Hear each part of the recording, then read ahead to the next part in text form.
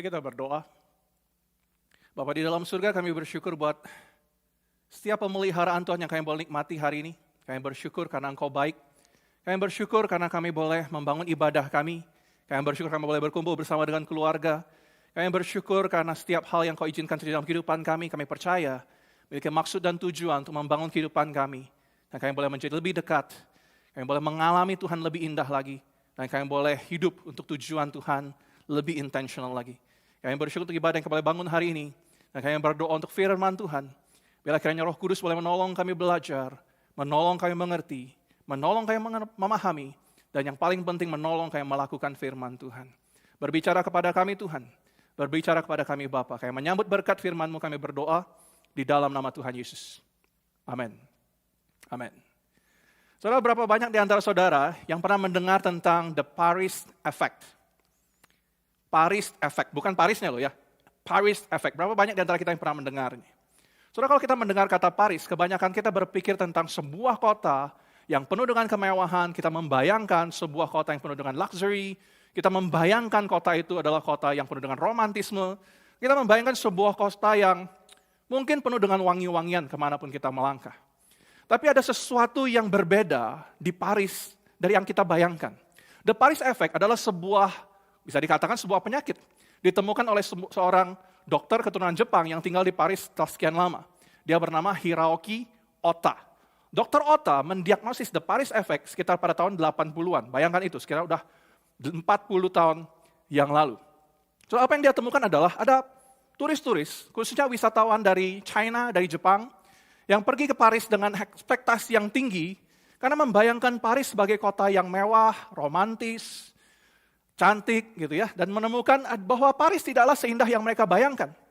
Ada beberapa turis, khususnya wanita, first time visitor ke Paris, yang menemukan di Paris mereka menemukan sesuatu yang jauh berbeda dari apa yang mereka lihat di televisi, jauh berbeda dari apa yang di-advertise oleh media yang mereka jumpai.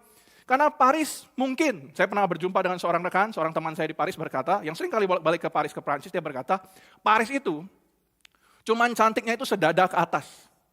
Bagian bawah Paris itu kotor, jorok, berantakan. Dan itulah tepatnya yang terjadi.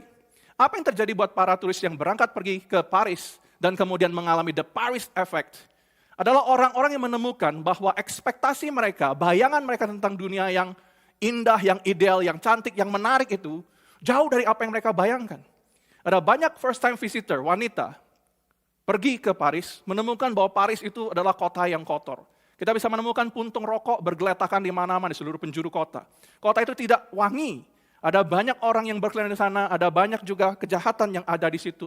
Dan gejalanya akhirnya apa? Menghasilkan sebuah gejala psikologi tertentu. Para orang-orang, khususnya para wanita yang mengalami the Paris Effect, mereka akan mengalami kegelisahan yang hebat. Secara psikis, mereka akan mereka nggak bisa tidur, mereka susah tidur, mereka mengalami migraine, mereka mengalami gejala psikologi yang membuat mereka sangat gelisah, sangat khawatir, sangat takut. Dan beberapa orang berkata bahwa mereka seperti dianiaya oleh penduduk kota Paris itu sendiri. Padahal tidak ada sesuatu yang terjadi. It's all happen psychologically. Nah, saudara, apa yang terjadi di situ adalah kekecewaan. Antara apa yang mereka expect, antara harapan dan kenyataan. Waktu ada jarak antara harapan dan kenyataan, kekecewaan muncul, itulah yang menghasilkan the Paris Effect. Orang-orang yang berobat, mereka harus mencari pertolongan medis karena apa yang mereka alami. Dan banyak dokter akhirnya memutuskan obatnya cuma satu hal saja. Obatnya cuma tiket satu arah keluar dari Paris secepat-cepatnya. Dan itulah cara mereka pulih dari situasi keadaan mereka. Buat kita mungkin kedengarannya konyol. Saya percaya beberapa di antara kita berpikir bahwa ini mungkin cuma cerita di kisah fiksi saja. Tidak. Ini adalah sesuatu yang real. Terjadi karena apa? Karena di dalam dunia yang kita tinggali, selalu ada jarak, selalu ada kontras antara ekspektasi dan kenyataan. Dalam kehidupan kita, by definition, kekecewaan sekali lagi memberikan kepada kita pemahaman. Ada kekecewaan itu bicara soal jarak antara harapan dan kenyataan. Hari ini kita tinggal di tengah-tengah dunia yang jauh dari harapan kita. Hari ini kita berada di tengah-tengah dunia, ada banyak orang mengalami kekecewaan, kekhawatiran akut dalam hidup, karena hal-hal terjadi tidak seperti yang diharapkan. Hari ini kita berpikir, kita semua rindu. Awal tahun waktu kita masuk ke tahun 2020, kita semua rindu, kita punya resolusi, kita punya harapan. Tahun 2020 kehidupan akan menjadi lebih baik. Tapi yang kita hadapi hari ini menunjukkan kepada kita bahwa harapan kita itu jauh sekali dengan realiti yang kita alami saat ini. Kita berharap hidup selalu indah, tapi justru kita berada dalam situasi di tengah badai. Seakan-akan kita berada di tengah badai. Kita semua berharap hidup selalu tenang, kita berharap hidup selalu damai, tapi tahu-tahu kita sekarang seakan-akan berada di tengah-tengah topan, di tengah-tengah badai yang menggelisahkan kita. Hasilnya tidak heran, maka hari-hari ini kita berjumpa dengan banyak orang yang penuh dengan khawatir, takut, dan gelisah. Dan gejalanya macam-macam.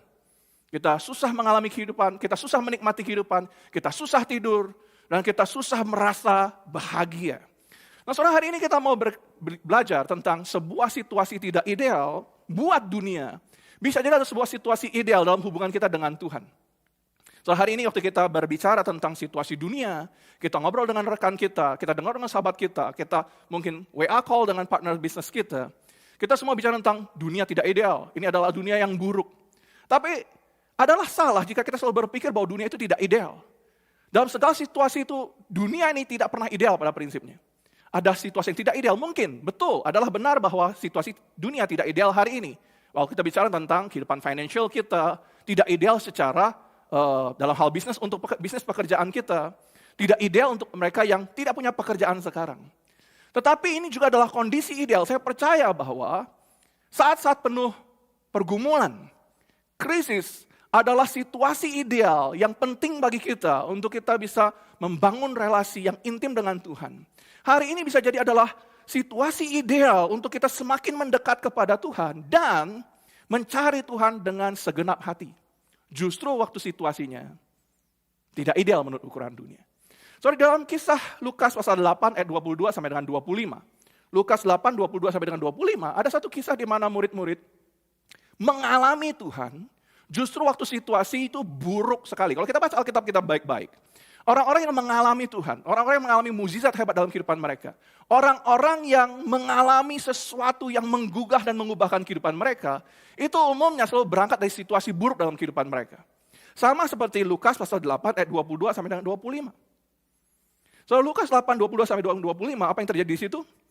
Adalah di mana murid-murid ikut Tuhan Yesus di tengah danau dan mereka mengalami taufan yang membuat mereka berpikir hidup mereka sudah selesai. Kalau kita baca firman Tuhan, Lukas 8, 22 sampai 25, kita menemukan di sana bahwa dikatakan suatu hari Yesus naik ke dalam perahu. Dia naik ke perahu itu bersama dengan murid-muridnya. Dia berkata kepada mereka, ayo kita pergi bertolak ke seberang. Lalu bertolaklah mereka, karena guru mereka berkata, mari kita bertolak ke seberang, maka mereka bareng-bareng bertolak ke seberang. Nah, ketika mereka sedang berlayar, Yesus tidur. Dia tidur dengan nyenyak. Dan waktu Yesus sudah tidur, sekonyong-konyong, artinya tiba-tiba, di waktu yang tidak mereka duga, turunlah taufan ke tengah danau itu. Sehingga perahu itu kemasukan air, dan mereka dalam bahaya. Jadi situasinya real. Alkitab berkata kepada kita, bukan tafsiran murid-murid, Alkitab berkata kepada kita, situasinya memang dalam bahaya. Baik-baik baca Alkitab ya. Situasi memang mereka buruk adanya. Namun ayat 24 kita lihat, apa yang murid-murid lakukan. Datanglah murid-murid itu, membangunkan Yesus. Katanya, guru-guru, kita binasa. Maka Yesus pun bangun lalu menghardik angin dan air yang mengamuk itu. Dan angin dan air itu pun reda dan danau itu menjadi teduh tenang. Setelah itu semua beres, Yesus berkata kepada murid-muridnya, di manakah kepercayaanmu? Maka takutlah mereka dan heran. Lalu berkata seorang kepada yang lain, siapa gerangan orang ini ya? Sehingga kok dia bisa memberi perintah kepada angin dan air dan mereka taat kepadanya. Saudara, peristiwa yang dialami oleh para murid di tengah danau itu bersama dengan Yesus adalah peristiwa yang tidak biasa. Ketika mereka mengalami ketakutan karena ombak yang ganas, dalam situasi yang tidak biasa itu, ada sesuatu yang tidak biasa juga terjadi di dalam kapal, yaitu Yesus tidur, tenang. Hal itu membuat para murid menjadi panik. Guru, kita binasa. In some sense, saudara, kalau kita perhatikan, in some sense, sangat reasonable, sangat masuk akal mereka mengekspresikan ketakutan mereka, karena memang situasinya berbahaya. In some sense, wajar. Murid-murid nggak bisa lihat kesempatan hidup pada situasi waktu itu. Mereka nggak lihat kesempatan mereka bisa selamat dari keadaan itu. Mereka berada dalam situasi tersebut, mereka sudah mengalami itu secara pribadi, dan mungkin mereka berpikir, waduh, ini dia waktunya. Udah selesai deh, lewat dari ini nggak mungkin bisa lagi. Jadi udah selesai, berakhir sudah. Sama sih dalam situasi hari-hari ini. Waktu COVID mulai merebak, ada beberapa orang teks saya secara pribadi. Bertanya tentang hubungan antara COVID dengan akhir zaman. Bertanya hubungan antara corona dan kedatangan Yesus kedua kali. Orang bertanya, is this the end of the world? Karena corona. Kenapa? Karena ada orang tertentu secara natural begitu situasinya buruk langsung mikir, that's it, selesai, done, beres, matilah gua. Dan itu yang dikatakan oleh para murid. Dari kalimat mereka kita menemukan rasa panik. Kita menemukan ada ketakutan, ada keputusasaan, ada teriakan minta tolong. Benar. Tapi kita juga bisa temukan, kita bisa dapat nada bahwa mereka seakan-akan merasa jengkel dengan Yesus dan menuntut Yesus melakukan sesuatu. Ada nada mereka menuduh Yesus yang tidak peduli dengan mereka. Guru, bangun, kita ini binasa loh ini. Bagaimana dengan reaksi Tuhan Yesus? Reaksi Tuhan mah tenang sekali. Tuhan berkata, di mana kepercayaanmu setelah dia membereskan semua problem mereka? Di mana imanmu? Saya pengen saudara perhatikan bahwa Yesus tidak menghardik keterampilan berlayar murid-muridnya yang kebanyakan nelayan ini. Dia tidak menghardik skill mereka yang kurang. Enggak. Perhatikan bahwa Tuhan tidak menghardik mereka atau Tuhan tidak bahkan sekarang ini situasi jelek ya. Saya ngajarin kamu gimana caranya bisa tenang waktu badai seperti ini. Lalu Tuhan mengajarkan mereka secara psikologi gimana caranya mereka bisa tenang. Ayo sekarang waktunya doa dulu. Enggak loh. Apa yang Yesus lakukan pada waktu itu? Dia tidak mengharapkan mereka melakukan apapun. Kecuali percaya kepada Tuhan. Isunya adalah apa? Isunya adalah gini. Kurangnya iman adalah apa yang dipandang sebagai masalah yang serius oleh Yesus. Kurang iman itu masalah serius. Jangan main-main dengan itu. Sebab Yesus berkata, di mana imanmu? Saudara, dari cerita ini, dari peristiwa ini, kita belajar setidaknya 3 hal tentang iman. Kita mesti tahu ini tentang iman, bahwa yang pertama, faith is the opposite of fear. Iman adalah lawan dari rasa takut. Iman adalah kebalikan dari rasa takut. Saudara, Yesus mengaitkan iman dan ketakutan. Takutnya mereka itu berkaitan sejajar dengan iman mereka. Saudara, kenapa ini penting? Karena ini kita perlu perhatikan. Takut seringkali membuat kita melihat bahaya menjadi lebih besar dari apa yang sesungguhnya. Saya ulang sekali lagi. Takut seringkali membuat kita melihat bahaya menjadi lebih besar dari problem yang sebenarnya. Takut tuh bikin kita memperbesar masalah kita. Takut membuat kita membesarkan problem kita, memaksimalkan masalah kita. Itu terjadi karena apa? Takut. Problemnya nggak besar, tapi karena kita takut memaksimalkan masalah kita dan meminimalkan kehadiran Tuhan dalam hidup kita. Itu yang takut lakukan dalam kehidupan kita. Vice versa, sebaliknya juga sama. Iman membuat kita memaksimalkan kehadiran Tuhan dalam pikiran, dalam hati kita, dalam jiwa kita. Dan meminimalkan problem yang kita hadapin. Itu yang iman perbuat di dalam kehidupan kita. Iman is the opposite, faith is the opposite of fear. Yang kedua kita belajar, bahwa kalau kita berkata kita punya iman, kita perlu tahu, faith face danger and problems. Iman selalu akan menghadapi tantangan. Nggak ada orang bisa berkata, saya punya iman, tapi nggak ada masalah dalam kehidupannya. Nonsense, bohong. Iman diuji waktu krisis ada. Saya banyak berbicara tentang kepemimpinan beberapa minggu yang lalu. Saya berkhotbah, saya berkata kepada rekan-rekan saya, in crisis, we see true leadership in crisis. Bagaimana di dalam krisis kita itu menjadi dan menunjukkan diri kita yang sejati.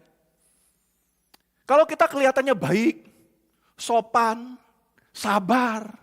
Tapi waktu krisis ini muncul, kita jadi orang yang pemarah, gak sabaran, nadanya jadi tinggi. Itulah diri kita yang sesungguhnya. Kalau kita berkata kita punya iman, tapi kita rontok, kita gak bisa doa waktu situasi seperti ini. Sorry, you don't have that kind of faith that Jesus wants you to have. Iman selalu berhadapan dengan bahaya. Iman tidak menghindari bahaya. Kalau kita mundur, kita lihat kehidupan Daud. Perjanjian lama. Daud, dia mengalami ketakutan yang luar biasa. Karena dalam kehidupan dia, Daud itu menghadapi banyak musuh. Tapi indahnya begini, setiap kali dia dikejar oleh musuh, Mazmur pasal 3 misalnya, Mazmur nomor 3, dia lari. Daud lari ke gunung, dia meratap kepada Tuhan, dia cerita sama Tuhan problemnya. Tapi tidak lama setelah Daud cerita kepada Tuhan problemnya, setelah Daud sharing kepada Tuhan secara open apa yang dia rasakan, saudara tahu apa yang terjadi? Mazmur nomor 3, lalu kemudian Daud berkata, lalu aku membaringkan diri lalu tidur. Dia punya problem, dia udah ngomong sama Tuhan, bobok dia. Itu menunjukkan bisa tidurnya dia iman. Saudara bisa tidur di tengah-tengah situasi seperti ini, itu hal yang simpel menunjukkan kau punya iman dan kau mengandalkan Tuhan. Bukan berarti saudara jadi tidur lebih banyak ya, tidak. Maksud saya adalah tidur menunjukkan, salah satu cara menunjukkan bahwa kita percaya Tuhan mengendalikan situasi yang kita rasa tidak terkendali hari ini. Iman berhadapan dengan tantangan. Saudara, Yesus menyatakan kepada kita bahwa ketika murid-murid panik, ketika murid-murid nggak bisa tenang, Yesus tidur tenang. Waktu situasi buruk, Daud tidur dengan nyenyak. Menunjukkan apa? Menunjukkan karena dia menunjukkan imannya kepada Tuhan. Bukan berarti dia tidak punya masalah. Menunjukkan imannya bekerja. Yang ketiga kita perlu tahu juga tentang iman adalah faith is all about trusting God in every season of our life. Iman itu bicara soal percaya sama Tuhan. Peristiwa di kapal ini, saudara perhatikan ya, bukan peristiwa pertama, bukan mukjizat pertama yang para murid lihat. Itu bukan yang pertama kali. Ini Lukas pasal yang ke-8 tadi. Tapi kalau kita mundur ke ayat-ayat sebelumnya, kita akan bertemu dengan bagaimana Yesus bersama dengan murid-muridnya, Yesus melakukan banyak mukjizat yang luar biasa. Lukas pasal 7, Lukas pasal 5 misalnya kita mulai, Tuhan menyembuhkan seorang sakit kusta. Lukas pasal 5 masih, Tuhan yang menyembuhkan orang lumpuh dan mengampuni dosanya. Itu semua dilihat oleh para murid. Lukas pasal yang ke-6, Tuhan Yesus menyembuhkan seorang yang mati tangan kanannya. Lukas pasal 6, 17-19, Tuhan menyembuhkan banyak orang dan mengusir setan. Lukas pasal 7, ayat 1 sampai dengan 10, Yesus menyembuhkan hamba seorang perwira. Dan dia bahkan membangkitkan seorang muda yang mati di Nain. Itu semua, sudah perhatikan baik-baik, dilihat oleh para muridnya. Para muridnya adalah saksi bagaimana Tuhan mereka adalah Tuhan yang dahsyat, berkuasa di atas segala sesuatu yang kelihatannya mustahil. Mereka sudah lihat sendiri. Sebagai saksi, first person witness. Itu alasannya kenapa Tuhan tanya sama mereka, di mana imanmu? Di mana percayamu? Saudara, itu bukan pertanyaan sebenarnya. Itu adalah perintah Tuhan. Di mana kepercayaanmu? Itu bukan pertanyaan. Itu adalah sebuah perintah. Seakan Tuhan berkata, oke, benar kita di tengah badai sekarang. Oke, benar kita memang dalam situasi yang berbahaya. Tapi ini waktunya engkau menghidupi imanmu. You have to put your faith to work. You say that you know who I am. You say that you believe in me. You already saw what I'm capable of.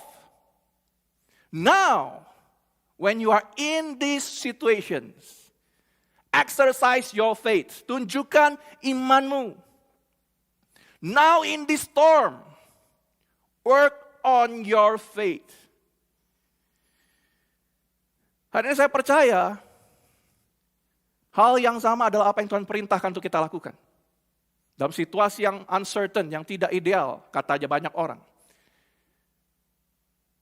We have to put our faith to work. Soalnya pertanyaannya mungkin orang bertanya, Pak, tapi gimana caranya mengalami Tuhan? Gimana caranya menghidupi Tuhan? Gimana caranya menghidupi iman? Soalnya firman Tuhan mengajarkan kepada kita banyak tentang iman.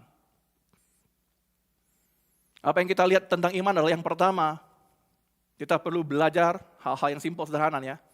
Faith refuse to panic. Iman menolak untuk panik. Iman menolak untuk panik ketika badai datang. Tuhan ingetin murid-murid, mereka seharusnya nggak perlu panik. Nggak perlu. Di mana imanmu? Put your faith to work. Apa yang diharapkan dari murid-muridnya hari itu adalah ketenangan. Tenang menghadapi situasi yang memang mungkin mematikan. Situasinya mematikan buat mereka, tapi Tuhan mau mereka tetap tenang. Tuhan mau mereka tidak panik. Perhatikan, Tuhan tidak menyangkal bahaya yang mereka hadapi waktu itu. Enggak.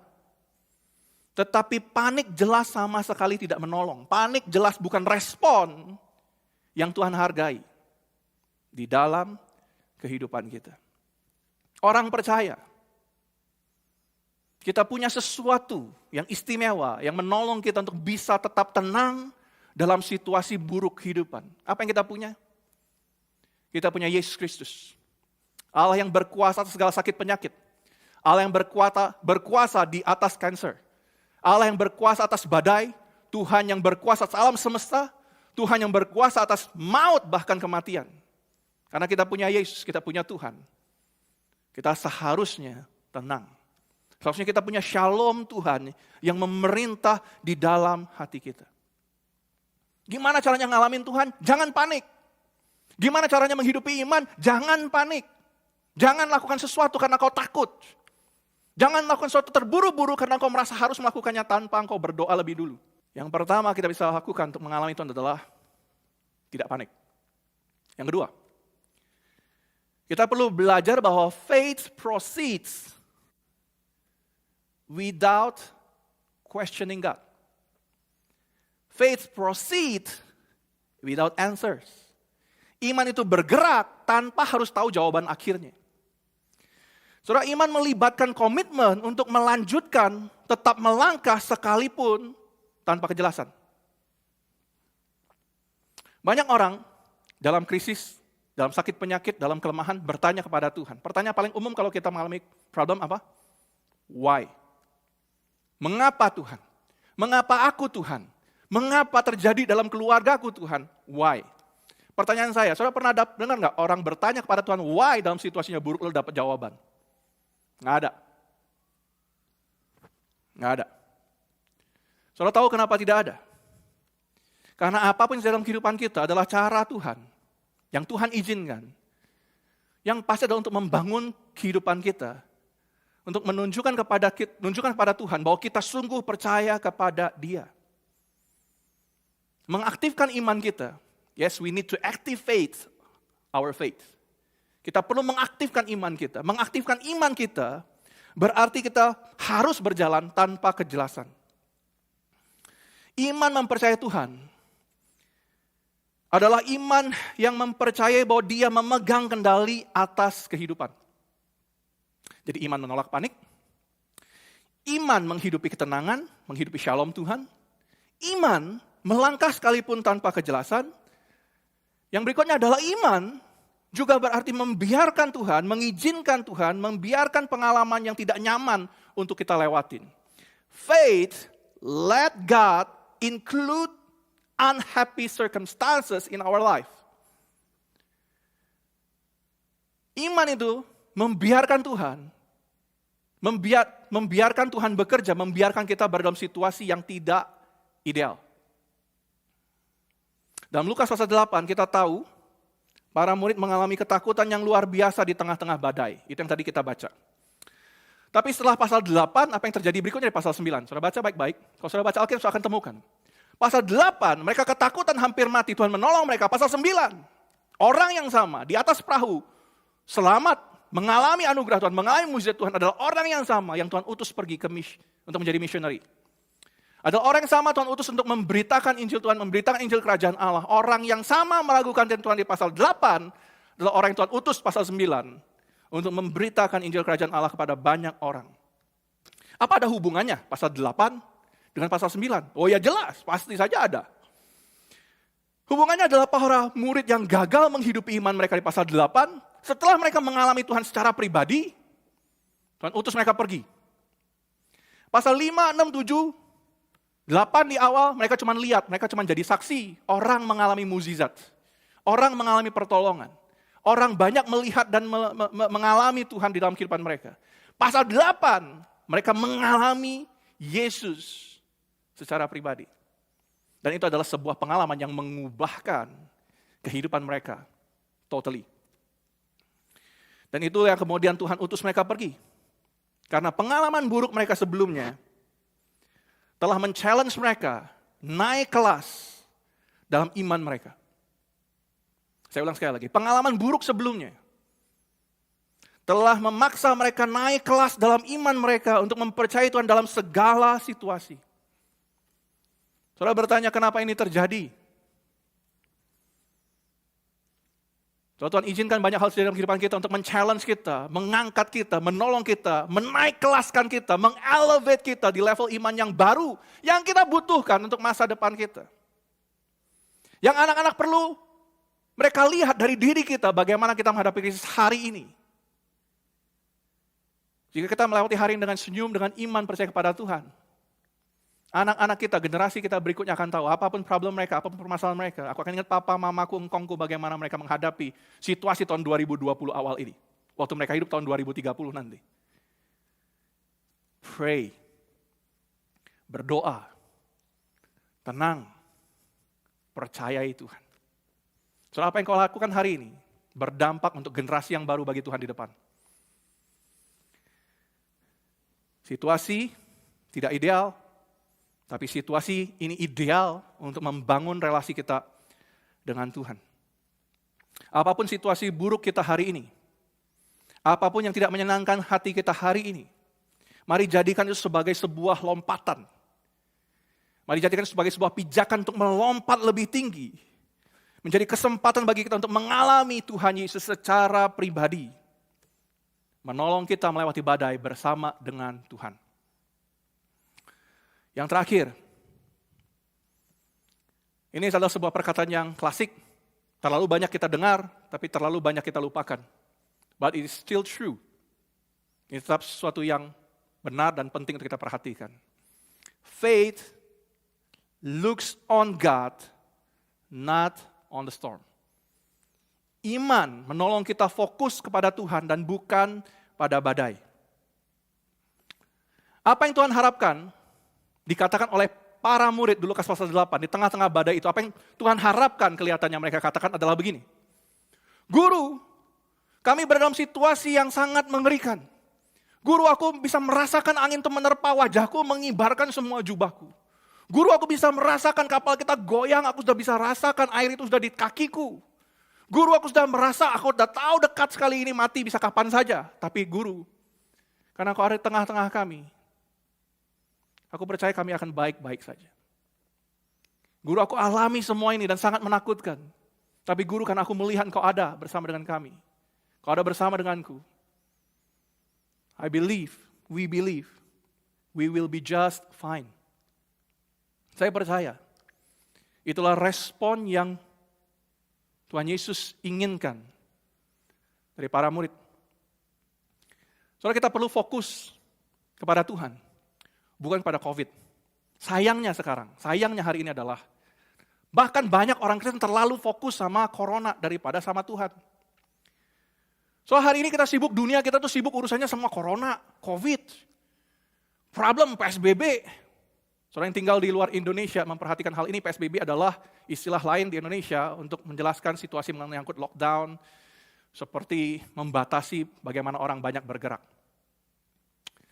Jadi waktu kita berpikir soal ini, banyak orang mulai memforward berita-berita nggak tahu dari mana. Nah saudara, saya ingin katakan hari ini, apa yang saudara forward adalah imanmu.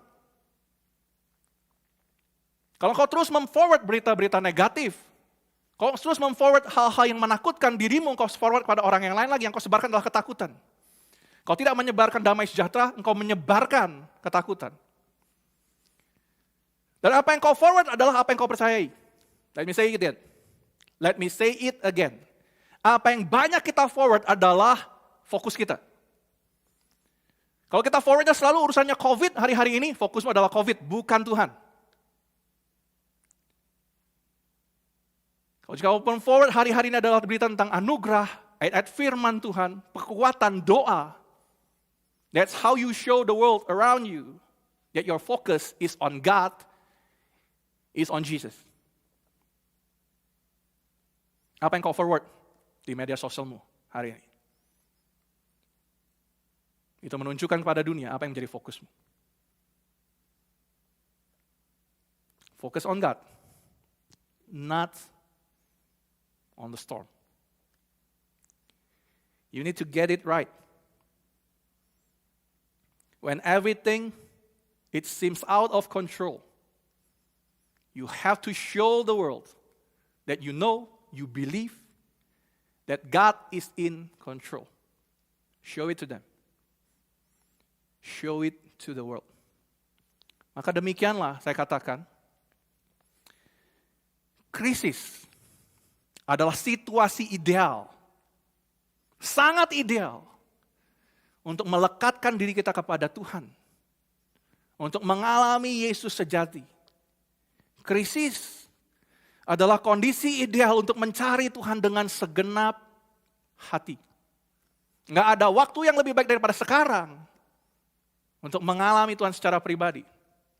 Nggak ada waktu lebih baik dari hari ini untuk memberitakan Yesus pada orang-orang kau kasihi di sekitarmu. Nggak ada waktu yang lebih baik dari hari ini.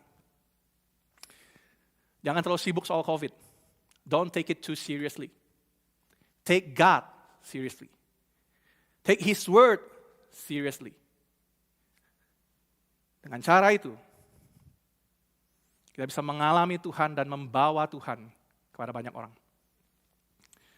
So, sebagai penutup, saya ingin mengajak kita kembali ke masa lalu. Balik lagi ke Daud. Saudara, Daud satu kali berada dalam satu hari yang gelap di padang gurun Yehuda. Satu hari yang menyesakan di padang gurun.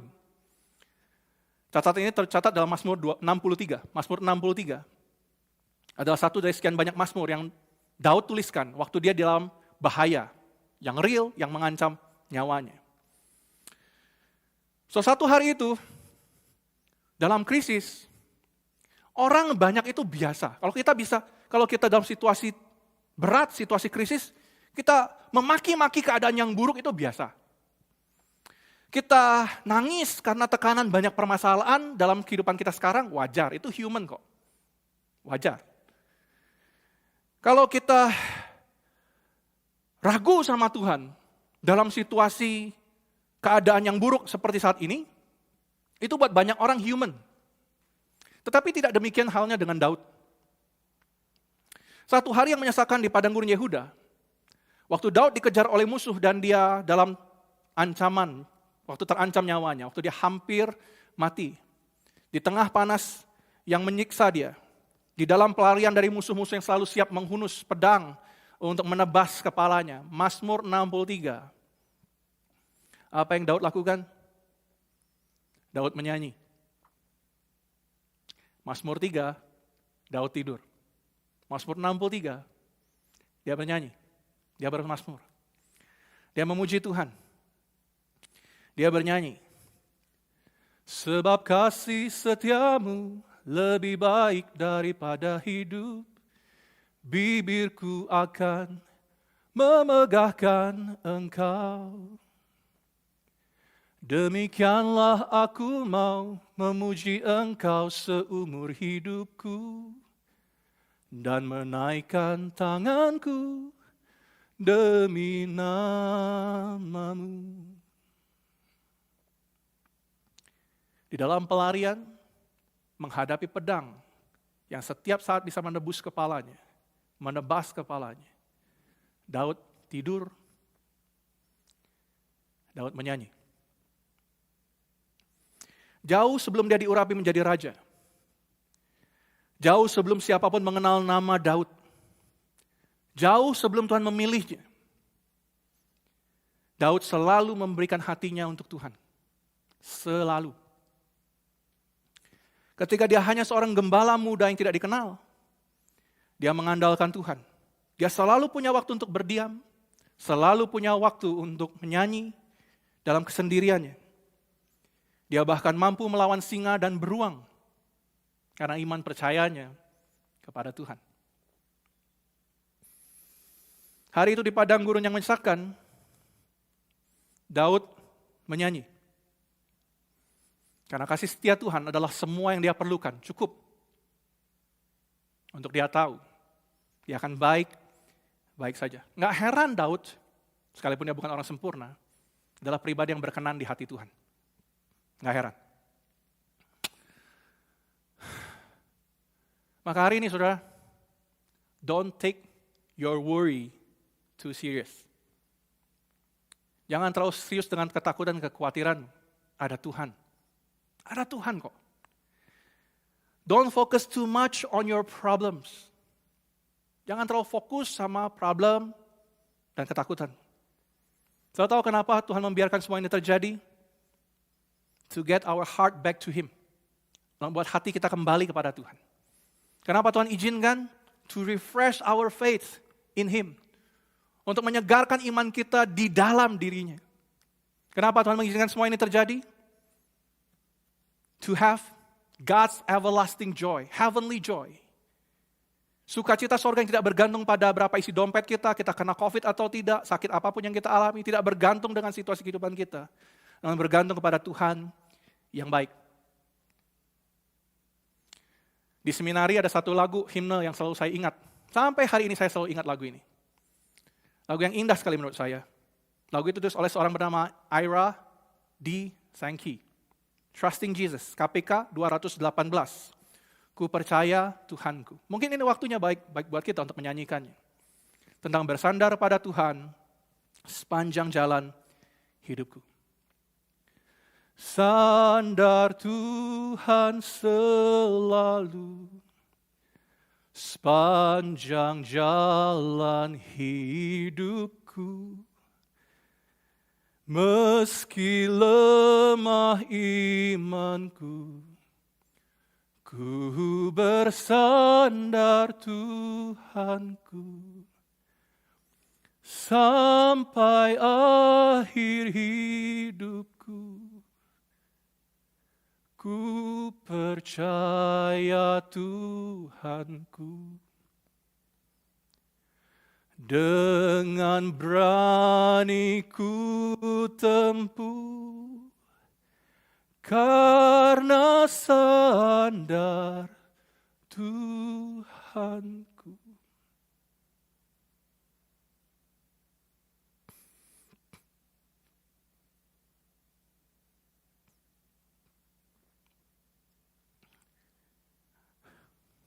Lagu yang indah. Namun tanpa kita sadari, sering kita ingkari. Lagu ini bercerita tentang iman yang bersandar penuh pada pemeliharaan Tuhan. Sampai akhir hidupku, aku bersandar Tuhanku. Dengan berani ku tempuh, sandar pada Tuhanku. Maka pertanyaannya buat kita hari ini, benarkah kita telah sungguh-sungguh berserah penuh kepada Tuhan? Do you really surrender yourself, your future to God? Krisis adalah kondisi ideal untuk menolong kita semakin mendekat kepada Tuhan, mencari Tuhan dengan segenap hati. Tuhan setia, Dia pemegang janji setia, dan biarlah kita senantiasa melekat pada Tuhan, hidup dalam anugerah-Nya setiap hari. Mari kita berdoa. Kami bersyukur untuk firman-Mu, Bapa. Kami bersyukur untuk kebenaran-Mu yang kami perlukan. Bersandar penuh kepada Tuhan. Sebab dengan cara itulah kami dengan berani melangkah apapun situasi kehidupan kami. Karena kami sandar pada diri-Mu. Biarlah firman Tuhan menolong setiap kami untuk boleh hidup dengan fokus pada Tuhan dan bukan yang lain. Tuhan, Kau melawat setiap hati yang saat ini menutup mata berdoa. Tuhan melawat setiap pribadi yang hari ini mendengar firman Tuhan dan berdoa bersama-sama. Tuhan, Kau hadir, kami percaya di setiap ruangan di mana kami ada saat ini. Dan Tuhan, berbicaralah kepada kami. Berbisiklah pada roh kami. Peluklah hati kami yang gundah gulana. Tenangkanlah roh kami. Karena Tuhan Kau ada, Kau tidak meninggalkan. Biarlah lawatan Tuhan saat ini melawat setiap kami dimanapun kami berada. di dunia, all around the world. Supaya setiap orang, hamba-Mu berdoa supaya saat ini setiap orang yang bersama-sama mendengar firman Tuhan ini, Tuhan Kau hadir di mana kami berada, dimanapun mereka berada. Melawat setiap hati secara pribadi, meneguhkan setiap roh, mengembangkan setiap iman, menolong setiap pribadi untuk mengalami Tuhan yang setia. Dan biarlah ini menjadi kesempatan bagi kami untuk mengalami dan menghidupi Tuhan lagi. Terima kasih Tuhan firman. Kami berdoa, kami bersyukur. Di dalam nama Tuhan Yesus. Amin.